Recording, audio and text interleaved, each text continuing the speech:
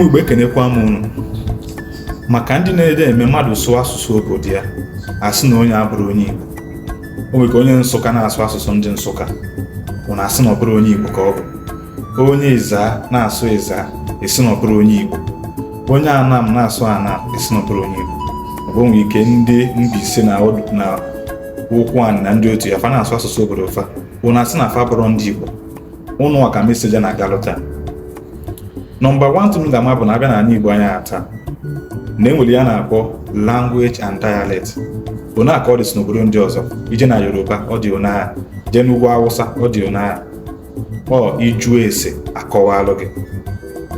Abịa n'ala Igbo anyị ata language anyị na-asụ asị no matter village of n'isi ya wepụta n'ala Igbo anya ị ga-amalite na-asụ asụsụ a bụ Igbo Nsugbe.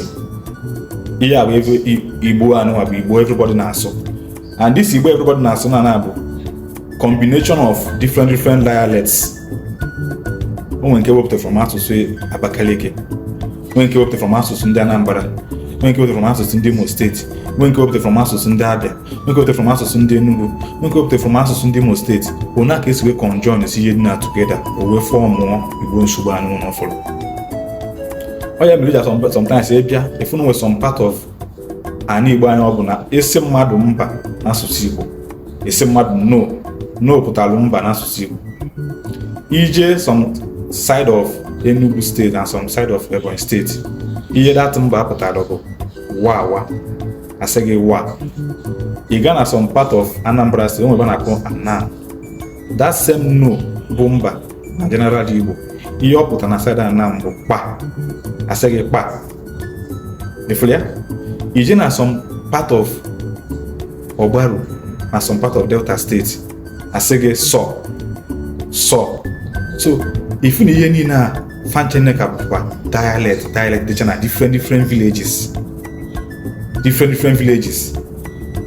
Mana no matter the dialect onye na-asụ n'asụsụ Igbo anyị efuru, mata dialect onye na-asụ, ọ na-eme nwoke anyị si bịa kọmiti na ọ na-asụ ndị Igbo a na-asụ central language bụ Igbo ha, everybody na-aghọta ya.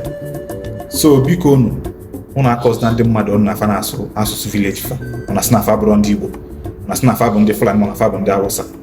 Ije n'ugwu Awụsa ọ dị ka onagha, fa nwere their own general language, nwekwa their own dialect. Ije na Yoruba land ọ dịkwa like that. Anyị Igbo anyị efu today enwere almost 30 or more dialect na anyị Igbo. Maka ụmụ akwụkwọ dị na-amarọ, enwelu wawa, nwelu enu anị, nwelu ngwa, nwelu ọhụhụ, nwelu obi Igbo, nwelu anị ọma, nwelu eda, nwelu ụkwụ anị, nwelu ikwere, nwelu eza, nwelu izi, nwelu ekpeye, nwelu ọhọfịa, nwelu igala, nwelu apam, and many other dialects nọ na Igbo anya n'ọfọ.